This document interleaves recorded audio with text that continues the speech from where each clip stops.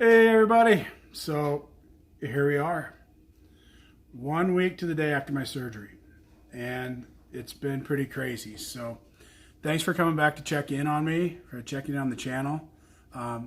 It's been fun. I'm learning.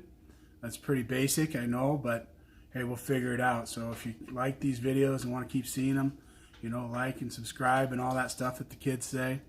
But for those of you who this is the first time you're checking out, and maybe you're thinking about having surgery, or maybe you just had it and you're looking for the perspective of someone who just did, my name's Matt Hoover. Back in season 2 of The Biggest Loser on NBC, I was the winner. And I thought I had it licked. I lost 157 pounds, got paid a pretty good chunk of money, and was on top of the world. I literally came off the show and wrote a book on weight loss.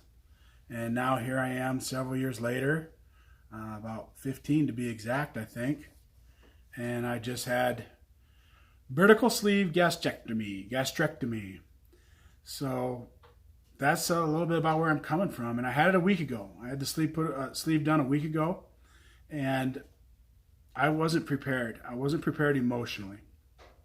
I kind of reached the end of my rope as far as carrying around the weight and how uncomfortable I was and how it was holding me back.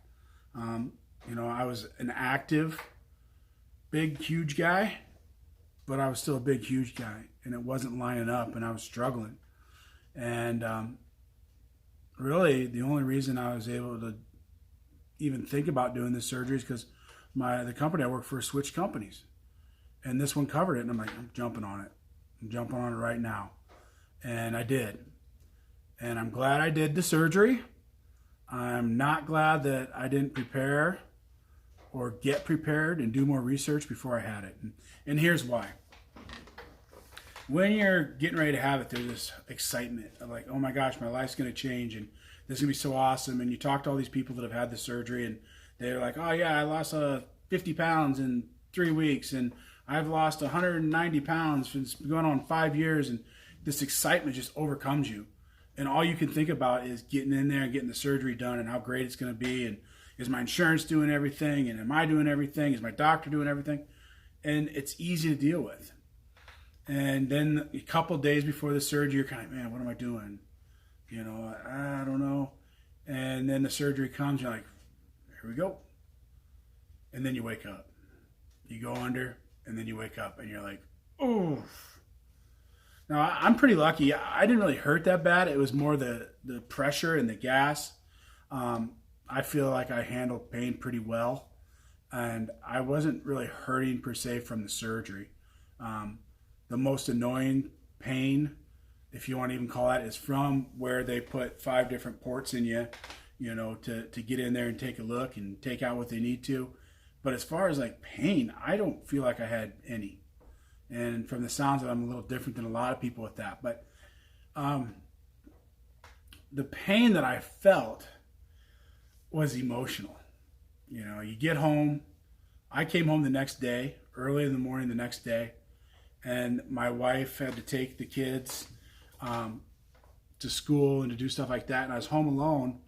And even though I'd literally just come home from the hospital from having weight loss surgery, I went and checked the fridge and I went and checked the cupboards. And it was just these alarm bells went off like, what are you doing? What are you doing? And it made me realize on the spot that my work was going to be the emotional side. And I don't think enough consideration gets given to about that, because for years I've just gone to the fridge when I was bored, grabbed what I wanted, have whatever I want to eat, when I want to eat. I'd plan, like during my work day, I knew where the best restaurants I wanted to eat, what I wanted to eat, how much I was going to have, what I was going to have first. And all of a sudden, boom, done. And there's not going back. Once you do this surgery, it's permanent. You don't get to go back and be like, hey, could you maybe put that back in because I'm not feeling this? Could you put that stomach back in, or give me a fake one because I kind of like eating a lot. So there's that emotional aspect of it. And I got through that the first night, and I continue to deal with it. Each day it seems like something comes up. With my job, I'm in sales and I'm in the car. So I'm driving and I'm going to a particular office, and boom, there's what I left to eat. Oh man, that's so good. And you have to work through that. And what I've realized this week is I obsessed over food, an unhealthy amount. And I've been doing it for years. And my wife and I were talking today, and I was like, man, I had no idea. Like, we'd go on a family hike, and I'd get mad because I was hungry, and it'd be like, okay, we gotta turn around, we gotta go feed Dad. We'd be out doing something, we'd be at a kid's sports game. We gotta hurry up and get home, we gotta feed Dad. We gotta go get something to eat, gotta feed Dad. And my gosh, if this wasn't the first time that I really thought about that, is I was treating myself like an animal. Gotta feed Dad, gotta feed Dad. It wasn't, let's go out to eat and have something for dinner, let's enjoy ourselves. It was, we gotta do this or else Dad's mood's gonna be bad. And that's unhealthy, right? So I've come to realize that. The other thing that I've realized is how once you get over that first hurdle, you start to really look at food in the future in a different way. Because when I had the surgery, when I got home, I was like, oh, I can't wait until I can go back and have my favorite breakfast burrito. I can't wait until I'm going to go have this. And it's like, what the hell? What are you doing? What are you thinking? Matt Hoover, what are you thinking? It's the same thing that got you in trouble after the show when you were healed from obesity. Was as soon as I won the show, I was thinking about where I could go eat. As soon as I had surgery, I'm like, how long does it take before I can go eat here? You know, when you have a major transformation in your life, and the first thing you think about is what the thing that held you back or made you have to do that transformation, there's something you got to work through on the spot.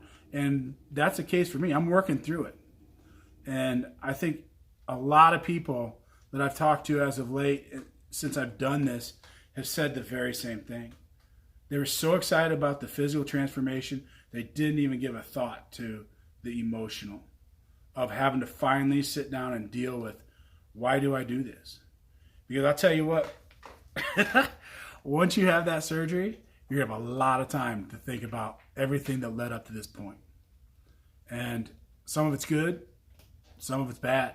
And you can go into a dark spot because I'll tell you, 1 week out, I'm not going to go grab a taco or drop to my favorite Chinese restaurant to deal with the fact that I have made a mess of my physical life and my eating habits for years and chosen to ignore it and chosen to say, it's not that big a deal. My kids love me. My wife loves me. I do stuff with them. It's not like I'm riding one of those Costanzas, what are they called, a hover round.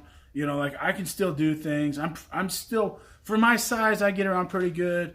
You know, like all these excuses that made so much sense, all of a sudden, like, done. Not working anymore, man. Now, here's the thing that I would caution people about. If you're getting ready to do this surgery or you're getting ready to lose weight or you're getting ready to have a major transformation in your life, it's easy to go on and see guys like me or girls like other girls on the YouTube and get this rah-rah, peppy speech 7 days out because it's easy. What I'm looking for and what I hope you will look for as you do this journey is people who have been around and had success, because those are the ones who got it down. You know, I've so many times I click on a video like 1 year post-op, revision surgery, I got to have it done again. I don't know what happened. And then the same thing, they're talking about how, you know, at first they couldn't eat chocolate, but after 6 or 7 tries, then they could. And at first they couldn't eat a whole taco, but after about 8 months, then they could. And like they are gauging their success on how much they can eat again. And that's the watch out I have for myself. That's a watch out I have for you, is that's not the goal of this. The goal isn't to get to the point where you can eat like you used to. It's to change so you don't want to do that. And it's going to be a long one. But I'll tell you what, I'm a week out. I haven't stepped on the scale. I'm not going to step on the scale. In fact, I've made the commitment to myself that when I go back for my 2-week checkup, I'm going to go down backwards. I don't want to know. I want this to be about long-term health, not about a number. And I'm afraid if I do that and start getting into the numbers, that I'm just going to go back to my old ways. So I'm not going to do that. So anyway, that's just kind of a wrap up for this first week. My wife's helping me get some pictures together so you can see, because there has been a pretty good transformation already, and I'll do that each week. But thanks for being here. And again, if you like hearing what you're hearing and want to see more, keep watching, because whether you click and subscribe or not, I'm going to keep doing them. So have a great night, everybody. If you're watching in the morning, have a good day.